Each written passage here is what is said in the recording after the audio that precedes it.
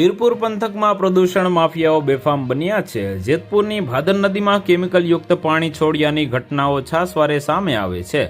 ત્યારે હવે પ્રદૂષણ માફિયાઓએ યાત્રાધામ વીરપુર પાસેના નાની સિંચાઈ યોજનાનો સરિયામતી નદી પરના થોરાળા ડેમને પણ કેમિકલયુક્ત પાણીથી બાકાત રાખ્યું નથી, જેને લઈને વીરપુર ગામના ખેડૂતોમાં તેમજ લોકોમાં રોષ જોવા મળી રહ્યો છે। વીરપુર અને પીઠડિયા ગામને પીવાનું પાણી પૂરું પાડતા અને ગામના જીવાદોરી સમાન એવો સરિયામતી નદીના થોરાળા ડેમમાં અજાણ્યા શખ્સો દ્વારા પ્રદૂષિત પાણીનું ટેન્કર નાખીને અથવા કોઈ કેમિકલ પદાર્થ નાખી ડેમને પ્રદૂષિત કરી નાખવામાં આવ્યું છે, જેના પગલે ખેડૂતો તેમજ ગામ લોકો રોષમાં જોવા મળ્યા હતા। વીરપુર ગામની જીવાદોરી સમાન સરિયામતી ડેમમાંથી વીરપુર, પીઠડિયા તેમજ થોરાળા ગામના અંદાજિત 20,000 જેટલા નાગરિકોને પીવાનું પાણી પૂરું પાડવામાં આવે છે, તેમજ વીરપુર સહિત 4 થી 5 ગામના ખેડૂતોને સિંચાઈ માટે પણ પાણીનો ઉપયોગ થાય છે। ડેમ પ્રદૂષિત થતા ખેડૂતોના વાવેલા પાકને પણ નુકસાન થઈ રહ્યું છે।